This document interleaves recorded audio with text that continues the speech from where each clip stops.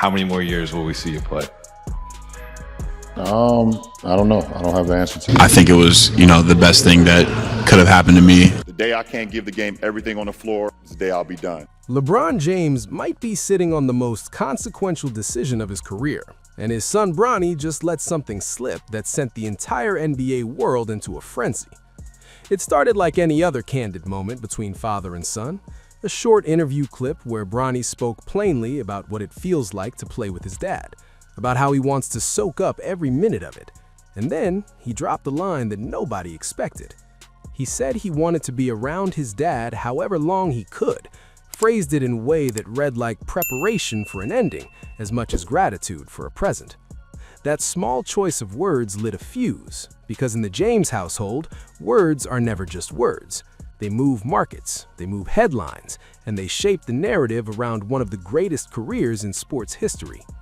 The context is everything.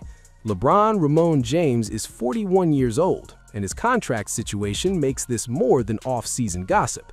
His player option status, his health track record this season, and the relentless media swirl around every step he takes have combined to create an atmosphere where retirement speculation does not feel like a rumor. It feels like a real possibility. Bronny did not scream a headline. He did not leak a plan. He simply gave the kind of answer that a son gives when he has seen enough private conversations to know that the future is not guaranteed. That one small phrase was published across social feeds and sports shows because people want a roadmap to closures for a legend, and because they will grab anything that looks like a map and start following it. Going next year, man. Nah, hell no. 2026, man, he gonna Want him to leave. 2026, man. He out of here, man. Y'all can kiss my ass. Ohio style. Come on, man. Like look at him. At this point, what am I really proving?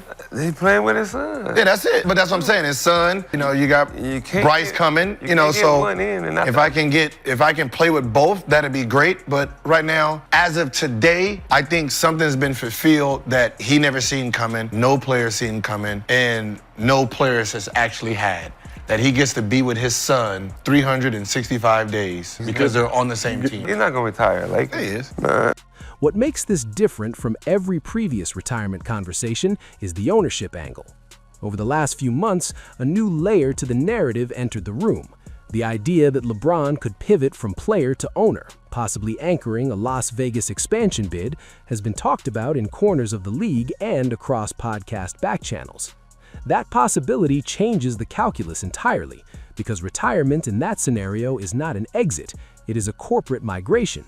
It is a shift from being the face of a franchise on the floor to being the man who owns the view from the suite.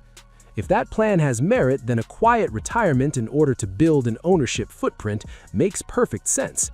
It lets LeBron step into a new kind of legacy, where he still dictates outcomes, but does it through capital and boardroom influence, rather than through minutes and shot charts. Bronny's comments will not stand alone in this conversation, because they are only one thread in a larger tapestry. In interviews, he has shown a pragmatic streak. He has talked about learning, about soaking up the last seasons with his father, and about wanting to take advantage of every teaching moment. That is a natural reaction for a son, teammate, and developing player. But the language matters. Saying however long he can come back is an emotional ledger entry that acknowledges a coming end. It tells insiders something they already suspected. Lines are being drawn behind closed doors. Conversations about ownership, about succession, and about how the Lakers will navigate a post-LeBron world have accelerated.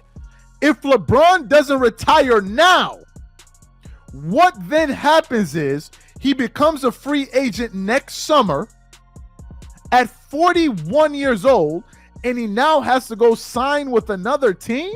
No, he's going to retire now. It makes the most sense. The business side of this is worthy of a movie subplot. LeBron is already a minority owner in major sports and media ventures. He has built relationships with major entertainment and investment groups. If an ownership opportunity in Las Vegas becomes real, the first question is always funding. Expansion fees in the modern sports economy are measured in the billions. That requires partners, institutional investors, and sometimes selling stakes in existing businesses to raise capital. Clutch Sports and Maverick Carter are part of the ecosystem that would be needed to engineer such a move. It is not wild to suppose that the James camp, smart and strategic by design, has been exploring the contours of what such a transition could look like. Bronny's candid phrasing is the domestic punctuation on those whispered boardroom outlines. On the court, the timing is complicated. This season has been a mirror and a magnifying glass at the same time. LeBron has missed time, battled soreness, and looked human in ways his career rarely allowed. The Lakers are navigating a rebuild around younger stars, while also carrying the weight of a generational icon in uniform. That tension plays into why retirement has become not just a personal decision, but a franchise issue. If LeBron walks away, the Lakers obtain massive salary flexibility. That creates an entirely different summer market for the front office. If he stays, the team must answer urgent questions about fit, minutes, and how Bronny develops without being perceived as a protected asset. Every scenario ties back to Bronny in some way. This is the best time for LeBron to... If LeBron retires beyond this, I don't think it makes any sense. Here's the truth no one is telling you. Bronny is also living inside a social media pressure cooker that no generation before him has had to endure. From the moment LeBron publicly telegraphed the idea of playing with his son, every evaluation of Bronny's minutes, every missed shot, and every defensive lapse became more than a stat line. It became evidence in a worldwide debate about meritocracy, nepotism, and the responsibilities of superstar fathers. When Bronny speaks about his dad, he is also speaking for a family under the microscope, and that carries an extra layer of emotional truth. He knows the cost of every public sentence because he sees the fallout happening in real time. When he says, however long, he is giving us an honest read on how the family is processing the unknown. There is also the human element to consider. LeBron grew up without a father figure in his life and has dedicated his adult life to being present for his children in ways that fill the void he experienced. That backstory is not a soft sell. It is the engine for some of the decisions he has made that frustrate traditionalists. Choosing to engineer Bronny's path into the NBA, protecting him, and making decisions that favor family over pure basketball logic are not mistakes in LeBron's moral ledger. They are choices consistent with a life mission. If retirement goes the ownership route, then that mission continues, but in a different medium. He is not abandoning the game, he is changing the way he will shape it. From a league perspective, the optics are dizzying. The NBA loves legacy stories, but also depends on competitive balance, on the narrative that talent earns opportunity. If LeBron transitions to ownership, the league must balance the spectacle of his star power with the structural realities of franchise governance. Commissioner and governors meetings will be staffed by people who understand brand, money, and precedent. Expansion is not decided by feeling, it is decided by spreadsheets, market studies, and a vote. But imagine the power of LeBron walking into those rooms as a potential owner. He carries cultural capital unmatched in modern sport. That will make the conversation easier to sell to fans and sponsors, even if it complicates the league's internal politics. Here is what you need to know right now. There will be camps that assume Bronny's words are intentionally steering toward a farewell tour. There will be other camps that believe this is all misdirection, that retirement talk has been LeBron's constant rhetorical companion for years. There will be pundits who say the ownership angle is a fantasy, and others who treat it as an inevitability. None of those groups will be strictly wrong or strictly right. What is clear is that Bronny's sentence accelerated a process that was already moving. It pulled forward speculation, it sharpened the questions journalists ask, and it forced the Lakers organization to reckon with scenarios that were quietly on the table. For Bronny personally, this moment is both dangerous and liberating. The danger is obvious. Saying things that feed a retirement story can increase scrutiny on his performance and on how the organization manages him. The liberation is subtler. By openly acknowledging that time is finite, he removed some of the pressure to be invulnerable. He gave himself and his father permission to view each game as a classroom. That is where growth happens. It is also where LeBron's legacy may find a softer, more human chapter. If a formal announcement does arrive this summer, expect a sequence of events that looks like a corporate transition. There will be negotiations about timing, terms, and public framing. LeBron will not leave without ensuring that his family and his brand are positioned to continue thriving. There will be fans who cry and fans who celebrate.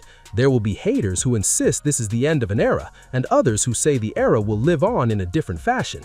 The math is simple. If LeBron exits and a Las Vegas ownership bid materializes, the NBA landscape changes, and the James family moves from the hardwood to the boardroom in a way that only a handful of historic athletes have managed.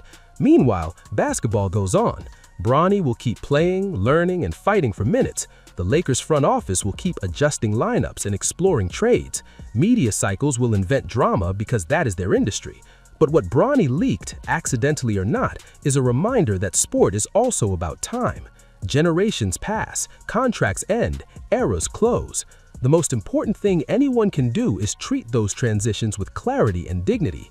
Bronny's comment forced clarity because it made the public confront a pending truth. It is easier to pretend the clock is not ticking until it stops.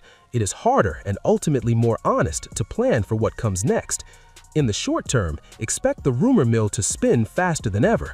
Expect reporters to ask harder questions at press conferences. Expect social timelines to fill with speculation about ownership partners, expansion votes, and farewell tour logistics. Expect LeBron's camp to either push back with careful denials and protective PR, or to lean in and position retirement as a strategic pivot to a new chapter. Either path will tell us a lot about how the James family intends to control the story. At the end of the day, this is not a soap opera. It is a family making a life decision in public. Bronny's words were not designed to create chaos. They were honest and human. And because they were honest and human, the rest of us are paying attention. Whether this becomes a formal retirement, an ownership transfer, or simply another pause in a long and complicated career, the James family will navigate it the way they always have.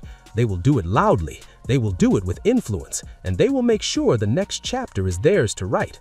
For now, the only responsible thing for fans to do is watch, respect the choices, and recognize that when a son whispers, however long, it is an admission that an era may be closing, and that what follows will be a different version of greatness.